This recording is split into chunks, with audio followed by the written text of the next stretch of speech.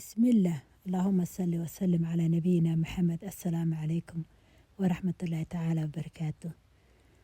qoraalka waad ku jahwareersantihiin aan idin fahansiiyo. muuqaalka wuxuu quseeyaa arrimo badan.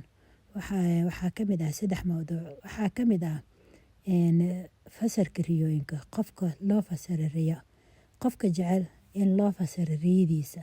dad waxaa jira aan bariyoonin iyo dad riyooda oo hadan fasir raadsanin iyo dad riyadooda in loo fasiro jecel. marka haddaa dadkaas ka mid tahay muuqaalkan wuu ka anfacaa. dadka intay riyadooda in loo fasiro jecel. aniga ayaa arrintaa ay ahaan jiray. waxaana baarbaari jiray waxyaabo badan oo hadda aan muuqaalka idinkala wadaagi doono. waxaa ka mid ah maxay riyada waxyaabo qeyba noo tustaa. waxaa anaga caadi ahaan awood aan u lahayn adduunka markaan joogno inaan aragno. maxaa riyada uga aragnaa? waxyaabo aan samayn karin maxaa riyada uga sameynaa? waxyaabo aan qalbiyadan ku soo dhicin maxaa riyada uga aragnaa?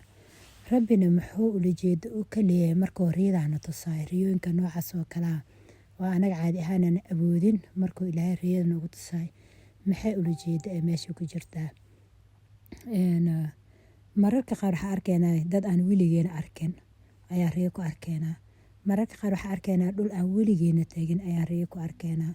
mararka qaar waxaa dhacay dad amwaadkeenoo naga dhinteenoo daartii aakhiro jira oo mustaxiil tahay inaan aragno ayaa riyo ku arkeenaa. marka waxyaabahaasayta ayaan baarbaari jiray. waxyaabaha wixii ilaahay iga garansiya idinka sheegi doonaa. lambarko haddaan ka hadlo riyada ilaahay muxuu noo tusaa riyada waa nimco rabbi nooga talagalay. riyada waxaan rabbi noo tusaa sababtoo rabbi riyada noo tusaa waxay tahay inuu ilaahay yahay naxariis badane. waxyaabo badan qalbiyadeena ku jiro maadaama caadi ahaan fil ardi waaqaca rumayn kareenin inuu riyada noogu rumeey. sidoo kale message inuu riyada noogu soo diro. message-kaas oo ah haddaan nahay dad murugeysana noo bishaaraynayo, haddaan nahay dad dhunsanna noogu digaay cadaabtiisa iyo ciqaabtiisa. isku soo duduubo riyada markuu rabbina tusaayo waxay tahay jaceyluu rabbigeena na jecel yahay iyo inuu nala jecel yahay. maadaama anaga aan nahay dad faduulayaal ah aan jecelnahay waxyaabaha markaasayta naga maqan oon awoodeynin inaan aragno. inuu na tusinayo oo na qancinayo oo qalbigeena noogu dhisaayo mise qalbiga noogu dejinayo. marka mar alle markaa riyoon walaalayaal waxaa muhiim ah inaan rabbigeen u mahad celino. hadday riyada ahayd mid xun iyo mid wanaagsanba. haddaan riyoon lahayn waxaa jira maba ogaan lahayn. fasirka riyooyin badanna ma ogaan lahayn micnaheeda ay tilmaamayaan. marka rabbigeena subxaana wa tacaala waa inaan u mahad celinaa. riyooyinka sababtaan u arkeena waxyaabahaas waa aniga idinka jawaabay. mawduuca kale waxaa weeye sababa u arkeena amwaadkeenana waa isla mawduucii ku jiraay aan adin dhamaystane. waxaanu arkeen waa xiise iyo waxyaabo baahi aan u qabno. sidoo kale inaan xasuusano waayo mararka qaar waan ilaabeynaa amwaadkeena waan ilaabeynaa. sidaa darteeda inaa rabbi subxaana wa tacaala noo soo dira arrin aad u fiican waaye. ayaamahaasoo kale waad khushuucsanaanaysaa maalmaha riyo ku aragtid adduunkeed ilaaweysaa aakhiradii geerida xasaad xasuusanaysaa. waxaa kaloo xasuusanaysaa amwaadkaaga inaad wax u sadaqaysid aad u duceysid. laakiin mararka qaar inay ilaawsan tahay laga yaabaa. mawduucanayta halkaasaan kusoo koobaa. wixii su-aal aad qabtaan qaybta komitiga iga qora. waxaa idinka igu dhaantaan oo fikrad ahaana iyo qof soo babaaray hadduu idinku jirana waxaa igu kordhin kartaan igu kordhiya. mid kale ayaan raacinaya intaan labada mawduuc xiga aan u gudagalin. labada mawduuc oo xiga waxaa waaye 2 gabdhood oo idinka mid ah arrimahoodan soo qaadanayaa. intaana u gudagalin labada mawduuc waxaa rabaa inaan arrin kale raaciyo.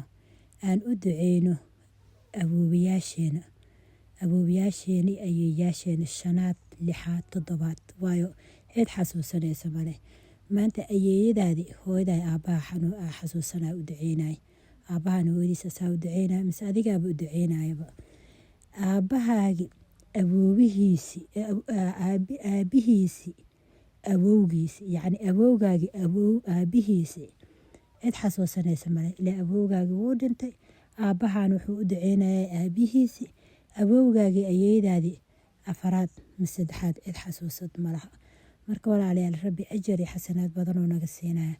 Aan xasuusano ajdaadkeena, aan magacaawno, xataa haddaan magacyadooda matala abtirtoo kale magacyadaada waa taqaanaa, laakiin ayeeyaashii hore cid ka seesa male. mararka qaar ayeeydaadii shanaad iyo lixaad kule ma kasi kartid.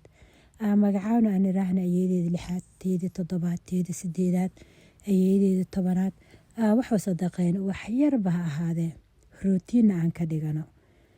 arinta sadaqadan insha Allah mawduucan ka hadla waaye. sadaqadana iyadana tijaabooyin iyo waxaan ka hayaa sheekooyin, qisooyin.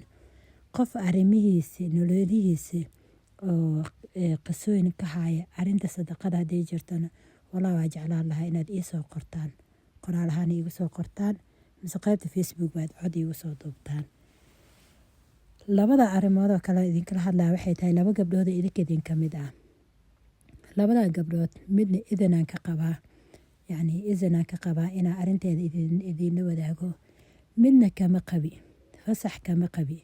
laakiin insha Allah waxaan rajaynaa inaan dhibaato u geysanaynin. gabadha koowaad aan fasax ka qabin waa gabadhan.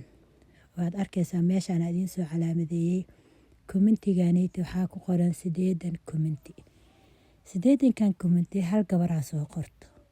gabadhaanayta su-aal riyo ima weydiiso, riyadaasaan ku riyooday iyo jawaab ima dhahdo.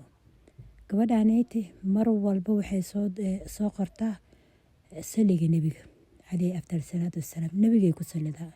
video walba aan soo dhigo nebigay ku salidaa. ma xasuustay hal video iyada is-su-aalaysa fasir riyo? haddee jirtan aniga ma xasuustay. marka gabadhan waxaan usoo qaataa waxay tahay, aniga ma ihi dadka yiraahdo nebiga ku saliyo, mise nebigeena aan fuyus ka raadsada miihi. ma dhaho nebiga ku saliyo calayhi afdal salaatu wassalaam. ani waa ku saliyaa li'aanu markaa wax walba aad bilaabaysid way fiicantahay inaad bisin ka bilaawdid oo nebigana aad ku salisid calayhi afdal salaatu wassalaam. laakiin aniga ma ihi dadka dhahaayo sidaan hadda carabaan badanaa dhaligeystaa. dad qaara waxaa ku maqlaa dhahayaan haddaad nebiga jeceshahay commentiga ku soo qor, magaciis ku soo qor. xasha, aniga hadalkaasiytii ma awoodo. nebigeena magaciisii ma jecli inaa fuyuus ku raadsado, mana laga yaabo, ilaahayna ima garto. marka gabadhaanaytay waxay samaysaa saliga nebiga soo qortaa. marka ani meesha waxaan u arkay inay tahay kalgaceelay nebigeena u qabta calayhi afdal salaatu wassalaam. sidaa darteed gabadhaanaytay walaahay way soo jiidatay. video walba nebigay ku salidaa. rabbi subxaana watacaala gabadhan waxaan u weydiinaynaa, anigana weydiina, idinkana u weydiinaysaane, inuu nebigeena riyo ku tuso, run ahaan ku tuso jannatul firdaws aclaa ay ku aragta anagoo dhanba. arinta labaad aan soo qaadanaya waxaa waaye, gabar hadda ka hor dhihi jirtay 4 sano ka hor riyo aan ku riyooday. gabadhaas waa i fasaxday. gabadhaasayta riyadeeda waan ka welwelay. sababtaan ugu welwelay waxay ahayd, waxaan u maleynayaa riyo cusub ee markaas ku riyootay. riyadii waxay ahayd riyo ugu digeysanin. riyada mar maaha, 2 maaha, 3 maaha. gabadha waxay gabar ilaahay jecel kusoo noqnoqonaysay. kabacdi markay riyoota, yacni isla riyadii waxay ugu digeysaa ninkaas ka ilaali. marka aniga waxaan moodaya riyo markaas ay ku riyootay. markaa gabadhi waxaan sameynaa qoraal u qoro, cod u duubo. marka hataa waxay ii gaartay Facebook. gabadha waa i taqaanaa inaan waco, ways ogtahay yani waxaan haddaan ka hadlayo waa iyada sheekada wayna dhexmartay inaan haddaa waco. kabacdi gabadhi waan waayay, riyadeedii waan u fasiray. waxaan dhacbaayo hadduu nin noloshaada ku jira ka istiqaarayso, waayo riyooyinkan dhan aa ku riyoonaysid ninka inaanu ku wanaagsaneen ayay tilmaamayaan. ani marka waa kasoo bixi rabay Facebook. subxaan allah, nafsi wanaag gabadhi way igu soo celisay. hoolaha baayo ma arkin. markaasaa riyadee maxay sheegay, waxaanay codan kugu soo duubee riyada saasay tilmaamaysaa qofkaa ka istiqaaraysa. markaasay ku tiri baayo riyada 4 sano ka horey bay ahayd be ninka waan guursaday, waan isguursanay, mashaakil tiro badanaana soo dhexmartay, hataa ilow iga riday, ilan beelay. kabacdina hal ilmo meyd ah, yacni meyd ku dhashay iyo ilmo caadi noolaa u dhalay. alaa khayr hadda wuu i furay. xaalkeeda wixii iga sheekaysatay. marka walaalayaa riyada ilaahay marmar wuxuu noogu soo diray risaalo. waxaan ku keenayaa midaas tahay ilaahay riyada message oo noogu soo diraa oo ah digniin. haddaad riyooyinka noocan oo kale aragtaan oo mufasiriinta idiin dhaha riyooyinka markay aragtid ladiin fasira inteeda badan walaalayaal aan istiqaara tukano. waayo aniga qeybka ma ogin, ani hadda maanta waa idinla hadlaya, saacado ka bacdi waxaa dhacay ma ogi, waxa nagu dhici doon ma ogi. qof walba videogeyga dhegeysta, kiisa kale oo soo socda inuu dhegeysan doono in kale ilaaha og. marka aniga qeybka ma ogin, saa darteed rabbigan wuxuu noo soo dejiyey salaatul istiqaara. salaada istiqaara wax walba ka horeysiya, khaasatan riyooyinka qaar hadday idinku soo noqnoqdaan rabbigeena fariinoo noo wadaa. midaasaan ogaana, muuqaalka intaas ka badan inuu dheeraado ma rabo. waa idin salaamaa, wixii su-aali iyo talooyin ahna qeybta komitiga. haddaad laag saarana laag saaro. assalaamu calaykum.